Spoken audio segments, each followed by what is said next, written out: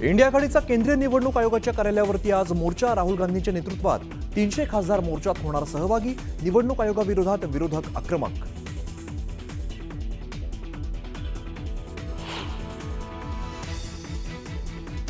ठाकरेंच्या शिवसेनेकडून मुंबईत आज जनाक्रोश आंदोलन. महायुती सरकारमधील वादग्रस्त मंत्री आणि आमदारांच्या हकालपट्टीच्या मागणीसाठी विरोधक आक्रमक. आंदोलनात उद्धव ठाकरेही होणार सहभागी.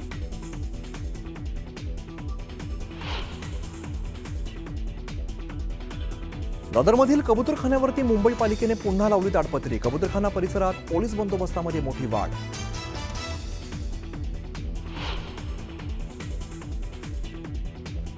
रॉबर्ट वाड्राच्या अडचणीत वाढ. ईडीच्या आरोपपत्रात 58 कोटींची बेकायदेशीर कमाई केल्याचा ठपका.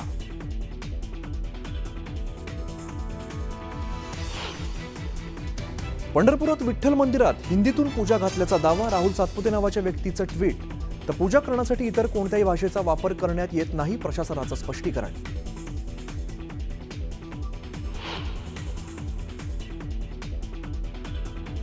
पंतप्रधान मोदींच्या हस्ते होणार नवीन खासदार निवासाचं उद्घाटन. दिल्लीच्या खडकसिंह मार्गावरती खासदारांसाठी 184 नवीन फ्लॅट्स तयार.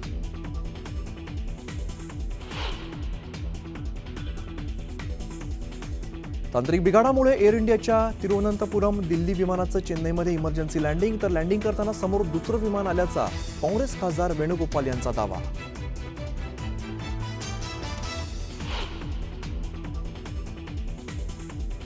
ऑपरेशन सिंधूरनंतर पाकिस्तानचे सैन्य दल प्रमुख असीम मुनीर यांचा थैथयाट सुरूच. पाकिस्तानच्या स्वातंत्र्यावरती घाला घातला तर होणाऱ्या अणुयुद्धात अर्ध जग नष्ट होईल.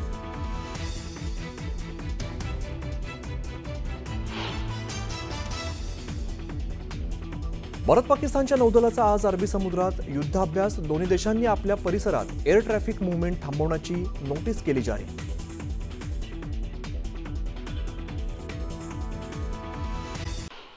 मनोज जरांगे पाटील मराठा आरक्षणासाठी मुंबईमध्ये मोर्चा काढणार आहेत आणि त्यासाठी ते राज्यभरात नेत्यांच्या भेटीगाठी घेत आहेत. या मोर्चाच्या पार्श्वभूमीवर जरांगे यांनी मुख्यमंत्री फडणवीस यांच्यावर निशाणा साधलाय. फडणवीस ओबीसींचा विकास करू म्हणतात, मग मराठा समाजानं काय केलंय असा सवाल त्यांनी केलाय.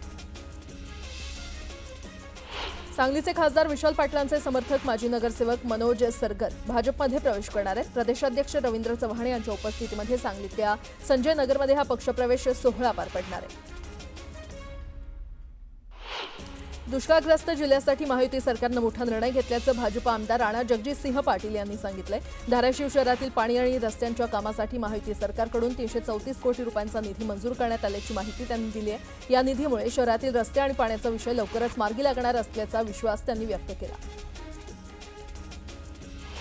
येत्या मंगळवारी जालना नांदेड समृद्धी महामार्गामुळे बाधित झालेल्या शेतकऱ्यांना भरपाई देण्यासंदर्भात कॅबिनेटची शेवटची बैठक पार पडणार असल्याची माहिती शिवसेना आमदार अर्जुन खोतकर यांनी दिली आहे. शेतकऱ्यांना 5 भरपाई देण्याची मागणी यावेळी केली जाणार आहे.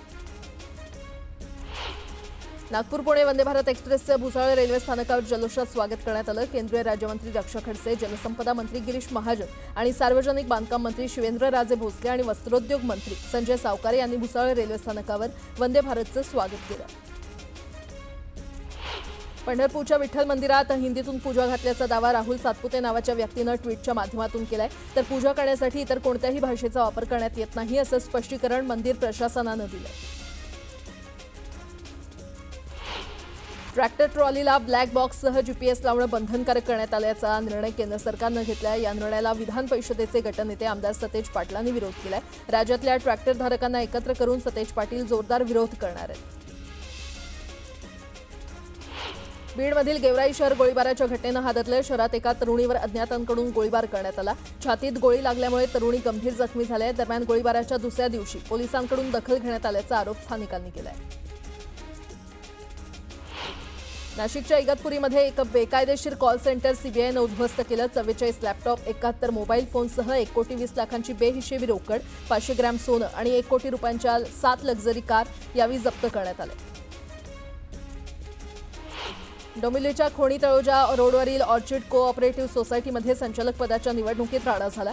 बोगस मतदानाच्या संशयावरून राडा झाला असून पोलिसांना देखील मारहाण झाल्याची माहिती आहे. अंबरनाथमधील मनसैनिक आक्रमक झाल्याचं पाहायला मिळालं. अंबरनाथमधील मनसेच्या 4 नगरसेवकांनी शिवसेनेमध्ये प्रवेश केला. यावरून संतप्त कार्यकर्त्यांनी नगरसेवकाच्या कार्यालयावर धडक देत जोरदार घोषणाबाजी केली. पुणे, सोलापूर आणि अहिल्यानगर जिल्ह्याला पाणी पुरवठा करणारं उजनी धरण 100% भरलं. या पावसाळी हंगामामध्ये मे महिन्यात सरासरीपेक्षा अधिक पाऊस उजनी धरणाच्या पाणी पातळीत त्यामुळे वाढ झालेली आहे आणि आता उजनी धरण 100% भरल्यानं शेतकऱ्यांमध्ये आनंदाचं वातावरण आहे. जळगावच्या रावेर तालुक्यात मुसळधार पाऊस झाला. 8 दिवसांच्या विश्रांतीनंतर पुन्हा पावसाला सुरुवात झाल्यानं शेतकऱ्यांनी समाधान व्यक्त केलंय. हिंजवडीमध्ये पोलीस अधिकाऱ्याकडून शेतकऱ्यांवर झालेल्या अन्यायाला वाचा फोडण्यासाठी अखिल भारतीय छावा संघटना पुढे आली आहे. शेतकऱ्यांच्या जीवावर उठलेल्या पोलीस अधिकारी बालाजी पंढरेवर कडक कारवाई करावी अशी मागणी अखिल भारतीय छावा संघटनेनं केली आहे. सांगलीच्या तुर्ची गावात स्वतंत्र तलाठी देण्याची मागणी करण्यात आली आहे. यासाठी सरपंचांनी नारळ फोडून गाढवाची पूजा केली. दरम्यान तातडीनं तलाठ्याची नेमणूक करण्याची मागणी करण्यात आली आहे. पंढरपूर तालुक्यातील गाडी गावात एका कुटुंबावर दहशत माजवण्याचा आरोप करण्यात आलाय. या कुटुंबानं केलेल्या मारहाणीचा व्हिडिओ व्हायरल झाला असून मारहाण करणाऱ्याविरोधात अद्याप गुन्हा नोंद नाहीये. हल्ला झालेल्यांवर मात्र गुन्हा दाखल करण्यात आलाय. चंद्रपूर जिल्ह्यातील निमढेला तलावाला लागून असलेला चंदई कालवा फुटल्यानं लाखो लिटर पाणी वाया गेलं आणि त्यामुळे आता सिंचनाचा प्रश्न निर्माण झाला असून यावर उपाययोजनेची मागणी शेतकऱ्यांनी केली आहे. गणेशोत्सवाला अवघे काही दिवस उरलेत आणि पुणेकरांनी रविवारचा मुहूर्त साधत गणेशोत्सव आणि गौरी पूजनासाठी लागणाऱ्या साहित्य आणि सजावटीच्या वस्तूंसाठी गर्दी केली. मंडई मार्केटमध्ये पुणेकरांची लगबग पाहायला मिळाली. नेरूळ सेक्टर 2 मध्ये पार पडलेल्या मनसेच्या चोर दहीहंडी सोहळ्याला अमित ठाकरे उपस्थित होते. या सोहळ्यात तब्बल 18 पथकांनी सहभाग घेत 8 थरांची सलामी दिली. मुंबईच्या वरळी नाक्यावर शिवसेना ठाकरे पक्षाकडून दहीहंडी सराव शिबिराचं आयोजन करण्यात आलं होतं. या सराव शिबिराला आदित्य ठाकरे यांनी उपस्थिती लावली. सखाराम बाइंडर नाटकाचं पोस्टर उपमुख्यमंत्री अजित पवार यांच्या हस्ते प्रदर्शित झालं. अभिनेते सयाजी शिंदे सखाराम बाइंडर यांची भूमिका साकारणार आहेत. जागतिक आदिवासी दिनानिमित्त वनरंग आदिवासी संस्कृतीचा गौरव या भव्य कार्यक्रमाचं आयोजन करण्यात आलं होतं. यावेळी रेला, तारपा आणि वारली ही पारंपरिक आदिवासी नृत्याचं सादरीकरण करण्यात आलं.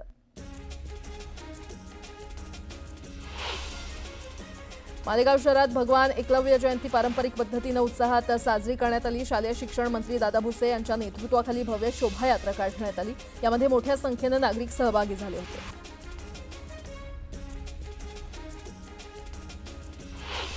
धाराशिवच्या उमरग्यातील तरुणाची हत्या करणाऱ्या 3 महिलांविरोधात उमरगा पोलीस ठाण्यात गुन्हा दाखल करण्यात आलाय. या 3 महिलांना पोलिसांनी ताब्यात घेतलं असून या महिला कालिका कला केंद्रात वास्तव्यास असल्याची माहिती आहे. सावकाराकडून घेतलेल्या पैशाचे मुद्दलापेक्षा अधिक व्याज देऊनही कर्ज फिटत नसल्यामुळे सावकाराच्या त्रासाला कंटाळून सुरेश कांबळे या व्यक्तीनं आत्महत्या केली आहे. पंढरपूरच्या वाखरी गावात ही घटना घडली. या प्रकरणी 7 जणांविरोधात गुन्हा दाखल करण्यात आलाय. अकोल्याच्या अकोला पातूर रोडवरील कापशी येथील उड्डाण पुलावर कारनं दुचाकीला धडक दिली. दुचाकीवरील व्यक्ती पुलावरून 15 ते 20 फूट खाली फेकला गेल्यानं त्याचा जागीच मृत्यू झालाय. वाशिम शहरासह ग्रामीण भागात 4 ठिकाणी झालेल्या चोरीच्या घटनेचा उलगडा झालेला आहे. रेसर बाईकवरून तिघांनी चाकूचा धाक दाखवून मोबाईल आणि रोख रक्कम लुटल्यानंतर पोलिसांनी सीसीटीव्ही फुटेजच्या माध्यमातून चोरांना ताब्यात घेतलं. क्रांतिकारी शेतकरी संघटनेचे प्रदेशाध्यक्ष राजू कसबे आणि लातूर जिल्ह्यातील पदाधिकारी मुख्यमंत्र्यांची भेट घेणार आहेत. सोयाबीनची दरवाढ आणि शेतकरी कर्जमाफीबाबत आठवण करून देण्यासाठी ही भेट घेतली जाणार आहे. मुंबई गोवा महामार्ग गेल्या अनेक वर्षांपासून रखडलाय. अर्धवट कामं झालेल्या या महामार्गावर अनेक वेळा अपघात होऊन नागरिकांनी आपला जीव गमावलाय. याविरोधात मुंबई गोवा जनआक्रोश समितीनं अनोखं आंदोलन केलं. या आंदोलनाचा भाग म्हणून पनवेलमधील पळसपे इथे पाठपूजन करण्यात आलं. बातमीपत्रामध्ये आता पाहणार आहोत गावाकडच्या काही महत्त्वाच्या 50 बातम्या अतिशय वेगवान स्वरूपात. सुरुवात करूया. वरळी येथील बिडिडी चाळीमधील 556 कुटुंबांचं नव्या घराचं स्वप्न अखेर साकार होणार आहे. 14 ऑगस्टला सकाळी 10 वाजता माटुंगा येथील यशवंतराव नाट्यगृहात घरांच्या चाव्या वाटपाचा कार्यक्रम होणार आहे. भारताच्या 79व्या स्वातंत्र्य दिनानिमित्त एअर इंडिया एक्सप्रेसनं एक खास फ्रीडम सेल सुरू केलाय. या अंतर्गत फक्त 1279 रुपयांपासून तुम्ही देशांतर्गत आणि 4279 रुपयांपासून आंतरराष्ट्रीय हवाई प्रवास करू शकताय. एअर इंडियानं आपल्या पायलट आणि काही इतर कर्मचाऱ्यांसाठी सेवानिवृत्तीची वयोमर्यादा वाढवण्याचा निर्णय घेतलाय. या निर्णयामुळे पायलट आणि कर्मचाऱ्यांच्या सेवानिवृत्तीच्या वयात वाढ झाली आहे. ही वयोमर्यादा आधी 58 वर्ष होती, तर आता नवीन निर्णयानुसार पायलटसाठी 58 वरून 65 वर्ष आणि नॉन फ्लाइंग कर्मचाऱ्यांसाठी 58 वर्षांवरून 60 वर्ष करण्यात आली आहे. सध्या फळांच्या बाजारात मोठी उलाढाल सुरू असून फळांच्या किमतींमध्ये लक्षणीय वाढ झाली आहे. पावसाळ्यामध्ये अनेक ठिकाणी फळबागांचं नुकसान, साठवणुकीची अडचण आणि वाहतूक विस्कळीत झाली होत असल्यानं फळांचा पुरवठा कमी झाला असून उपलब्ध फळांना मागणी वाढल्यानं भाव वाढलेले आहेत. राज्यातील वैद्यकीय उच्च आणि तंत्र शिक्षण कृषी विभागाअंतर्गत येणाऱ्या महाविद्यालयांनी अनामत शुल्क नियामक प्राधिकरणानं ठरवून दिलेल्या मर्यादेपेक्षा अधिक शुल्क विद्यार्थ्यांकडून आकारू नये. विद्यार्थ्यांकडे अशी अधिक रकमेची मागणी करणाऱ्या कॉलेजची तक्रार करावी असं आवाहन FRAनं केलेलं आहे. सीईटी सेलकडून इंजिनिअरिंग अभ्यासक्रमाच्या दुसऱ्या फेरीची गुणवत्ता यादी आज जाहीर होणार आहे. विद्यार्थ्यांना 12 ऑगस्ट ते 14 ऑगस्ट दरम्यान प्रवेश घेता येईल. या फेरीमध्ये इंजिनिअरिंगच्या प्रवेशासाठी 1,43,445 जागा उपलब्ध आहेत. जालना जिल्ह्यातल्या भोकरदन शहरात जोरदार पावसानं हजेरी लावली. जिल्ह्यामध्ये 2 दिवस पावसानं उसंत घेतली, मात्र रविवारी दुपारनंतर मुसळधार पावसानं हजेरी लावली आणि त्यामुळे शहरातील पुलावर मोठ्या प्रमाणात पाणी साचलं होतं. अमरावती जिल्ह्यातील भातकुली तालुक्यातील दगडागड गावात नदीवरील पुलावरून पाणी वाहत असल्यानं गावाचा संपर्क तुटलाय. गावात 160 लोकवस्ती असलेले नागरिक मुख्य रस्त्यापासून दूर राहत असल्यानं लोकप्रतिनिधींनी गावाकडे दुर्लक्ष केलंय. तसंच अनेक सोयी सुविधांपासून दगडागाड गाव वंचित राहिलंय. ठाण्यात सप्टेंबर महिन्यात मेट्रोची चाचणी होणार असून डिसेंबर अखेरीस मेट्रो सुरू होण्याची शक्यता आहे. मुंबई महानगरात मेट्रोचं जाळं मजबूत करण्याचं काम सुरू आहे आणि त्यामुळे रस्त्यावरील वाहतूक कमी होईल असं उपमुख्यमंत्री एकनाथ शिंदे म्हटलं. दक्षिण मुंबईतील कोस्टल रोडवर बेदरकार ड्रायव्हिंग करणाऱ्या वाहन चालकांना प्रादेशिक परिवहन कार्यालय आणि वाहतूक पोलिसांनी कारवाईचा दणका दिलाय. गेल्या 7 महिन्यात कोस्टल रोडवर वेगमर्यादेचं उल्लंघन केलेल्या 4,500हून अधिक वाहन चालकांवर कारवाई करण्यात आली आहे. त्यांच्याकडून 82 लाख रुपयांचा दंड वसूल केला जाणार आहे. मृत खातेधारकांच्या वारसांना दिलासा देणारा निर्णय भारतीय रिझर्व्ह बँकेनं घेतलाय. आता मृत ग्राहकांच्या बँक खात्यांशी संबंधित आणि लॉकरमधील वस्तूंचा दावा 15 दिवसांच्या आत निकाली काढावा लागणार आहे. भारतीय अंतराळ संशोधन संस्था इस्रो पुढील काही महिन्यात अमेरिका निर्मित 6,500 किलो वजनी कम्युनिकेशन उपग्रहाचं प्रक्षेपण करणार असल्याची माहिती इस्रोचे अध्यक्ष व्ही नारायण यांनी दिली आहे. देशातील सर्वात महागड्या 10 शहरांमध्ये मुंबई देशातील नंबर 1 स्थानी कायम आहेत. मात्र यात उत्तर प्रदेशची राजधानी लखनौ शहराचा समावेश पहिल्यांदाच झालाय. 1 ऑगस्ट रोजी लागू झालेल्या नवीन सर्किल रेटमुळे मुंबईचा देशातील सर्वात महागड्या 10 शहरांमध्ये पुन्हा प्रथम क्रमांक आला.